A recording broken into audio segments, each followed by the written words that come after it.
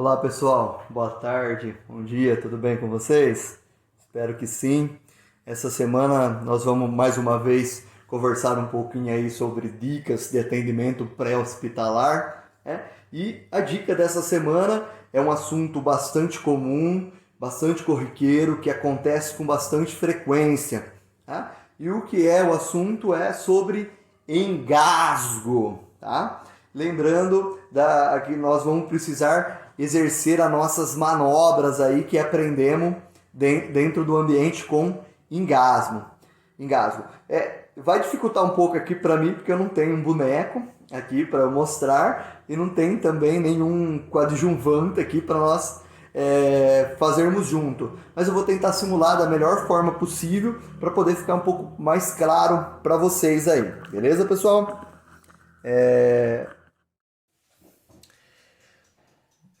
Olá pessoal, tudo bem? Vamos conversar um pouquinho mais essa semana sobre a dica de um atendimento no pré-hospitalar. O assunto de hoje que nós vamos conversar, nós vamos falar sobre o atendimento do paciente que ele está no engasgo, né?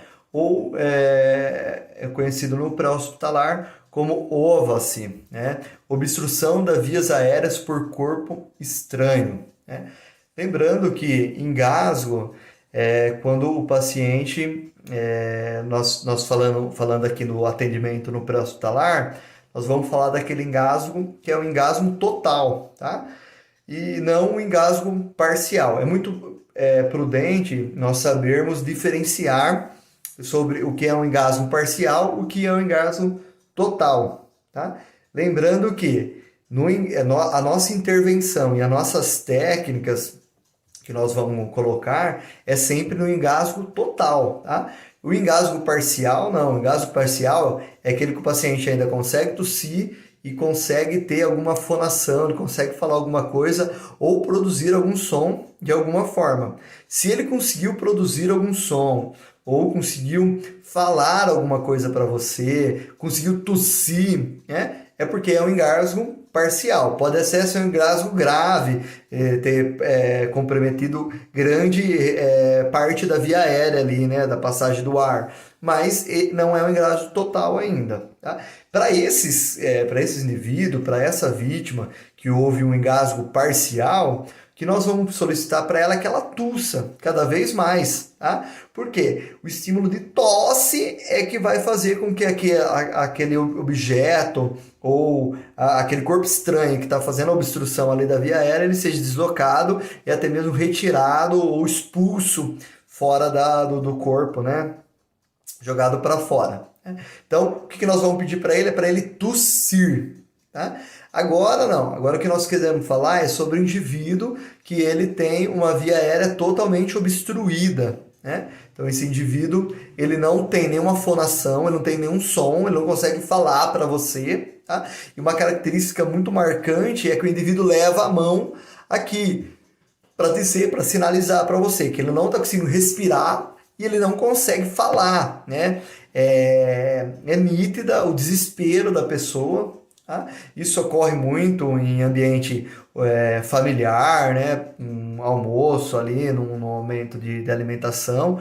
Em hospitais psiquiátricos, a frequência é muito grande, né? O paciente que ele tem algum distúrbio intelectual, aí, psiquiátrico, mental, ele acaba colocando um pedaço muito grande de alimento na boca e na hora de deglutir, esse alimento acaba obstruindo a via aérea dele. Aí, tá? O pão é um grande vilão para esses indivíduos, tá? Ou um indivíduo que ele tem um déficit intelectual ou tem alguma doença neurológica aí que também teve algum prejuízo de deglutição, tá?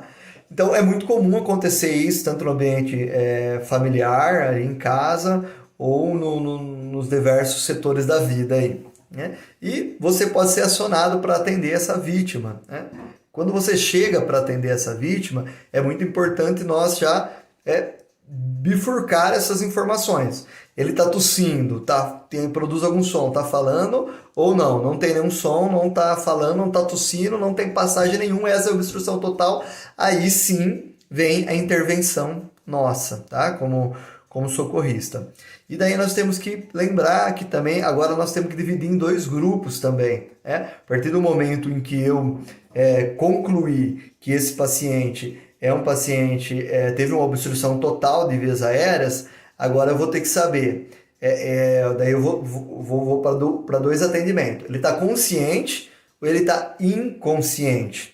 Ou ele estava consciente quando eu cheguei na cena e durante a tentativa das minhas manobras de desengasgo, ele acabou ficando inconsciente. Aí qual conduta, melhor conduta para tomar? Tá? Existem vários protocolos, um americano, europeu, sul-africano, né? Cada um coloca uma posição, tá?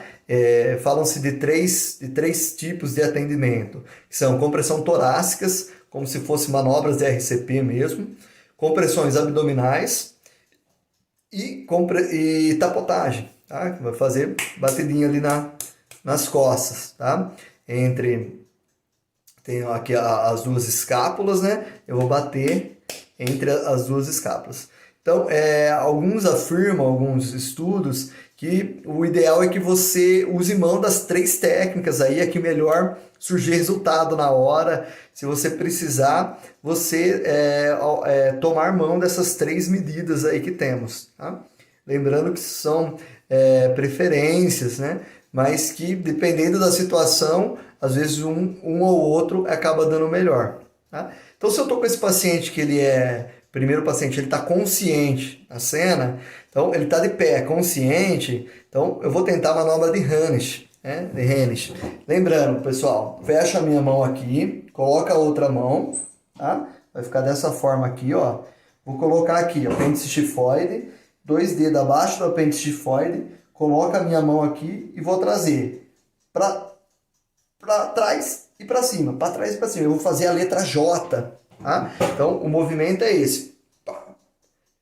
O que é a intenção? A manobra de Hannisch nada mais é do que eu aumentar a pressão intraabdominal de forma que essa pressão empurre o meu diafragma, aumente a pressão intratorácica e o meu tórax, de alguma forma, pelo aumento de pressão, tente expelir para fora esse corpo estranho que está fazendo obstrução na minha via aérea. Esse é o princípio. Tá? Então o paciente está consciente, de pé, eu consigo fazer a manobra, vamos utilizar a manobra de Hannisch. Agora, o paciente é obeso demais, eu não consigo abracar ele, é difícil para eu fazer a manobra, aí o que eu faço? Posso deitar esse indivíduo em decúbito dorsal e eu faço a manobra da mesma forma. Tá? Pego a minha mão aqui, né, e vou empurrar e para cima, na intenção de eu fazer uma pressão intraabdominal aí.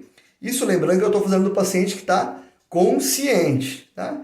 De repente, ou quando ele estava de pé ainda, eu posso lembrar que eu posso fazer a minha capotagem ali, né, tapotagem, para tentar desobstruir essa via, que também é uma técnica prescrita, né, podemos usar a mão dela também. Né? Agora, se o paciente ele está inconsciente, né, e daí sim, os protocolos americanos, eles pedem para nós lançarmos mão da compressão torácica mesmo. Tá? Eu cheguei na cena e é sabidamente que o paciente ele teve uma obstrução ali, teve um engasgo e ele perdeu a inconsciência. Ou eu estava ali com ele, tentando o Hannisch, e ele ficou inconsciente, coloquei ele no chão. Né? Então, aí eles pedem para nós optarmos pela via de compressão torácica. Tá? Eu já vou explicar o porquê. E vai fazer o CAB do atendimento do suporte básico de vida. Eu vou fazer 30 compressão torácica na mesma região, como se eu fosse fazer uma RCP. Faço as 30 compressão torácica, depois abro, faço C, daí vou pro A, libero as vias aéreas. Quando eu libero as vias aéreas dele, eu dou uma olhada, observo, para ver se aquela via aérea dele, se ela está perto, se eu consigo enxergar o objeto que está causando a obstrução. Por quê? Se estiver conseguindo enxergar e eu tiver a possibilidade de, como pinça, eu ir com os 2 dedos aqui e pinçar e trazer esse objeto, eu faço isso. E depois vou para a ventilação. Se eu tiver um ambu, eu uso. Se eu tiver uma pocket-mesa, eu uso. E se for um ambiente familiar, que for alguém da minha família, eu posso fazer boca a boca, não tem problema nenhum. Tá? Lembrando que o boca a boca é só nesses é nesse contexto, uma pessoa que eu conheço, a pessoa do meu convívio e eu vou arriscar ali, porque pode ser um meio de contaminação, tá? Se for minha mãe, minha filha, minha esposa, então vale a pena, vou fazer, né? E daí eu vou fazer a ventilação. Ah, fiz uma e observo a expansão torácica. Ah, expandiu muito pouco, eu nem expandi. Eu faço segunda, faço. Porque se eu conseguir entrar com o mínimo de ar para essa pessoa, para ele vai ser muito benéfico. Porque ele está precisando, o pouquinho de oxigênio que você mandar para ele vai ser benéfico. Esse cara está numa parada respiratória já, né? Então, eu vou avaliar pulso nesse momento? Não preciso, não há necessidade de eu avaliar pulso nesse momento. Por quê? Eu vi que ele está numa parada respiratória. Eu já vou começar as compressões, porque sabidamente, se eu não corrigir essa parada respiratória, posteriormente ele vai entrar numa parada cardiorrespiratória, tá? Então, eu não preciso checar pulso, eu já inicio a minha massagem. Então, eu faço o CAB. Na tentativa de ver se eu consigo deslocar esse objeto que está obstruindo ali a minha via aérea. E já nesse momento é muito importante que alguém já tenha acionado ajuda, já tinha pedido para o SAMU, para o bombeiro vir, tá? E a gente vai aguardar, principalmente suporte avançado de vida, para ver se eles chegam, para eles poderem, daí sim, com uma pinça correta ou com alguma técnica mais eficaz do SAMU, fazer uma tracostomia de urgência, fazer uma crico de urgência, para poder ventilar esse paciente de uma maneira melhor. Tá? E o porquê que eu não faço no paciente inconsciente, eu não faço a compressão abdominal. Por quê? Porque quando nós estamos fazendo a Rensch aqui, que a intenção é aumentar a pressão intraabdominal, ou mesmo em dorsal ou de pé, eu estou fazendo no paciente consciente. E ele, a hora que eu faço a compressão abdominal aqui, o paciente tem um estímulo de proteção, faz ali, o abdômen dele faz uma proteção, faz uma contração ali para ele receber aquele impacto meu, tá? Quando ele está relaxado, ele está inconsciente, ele não tem esse estímulo de precaução, de proteção. E o que pode ocorrer? Pode ocorrer algumas lesões de órgãos intraabdominais e até mesmo de vasos.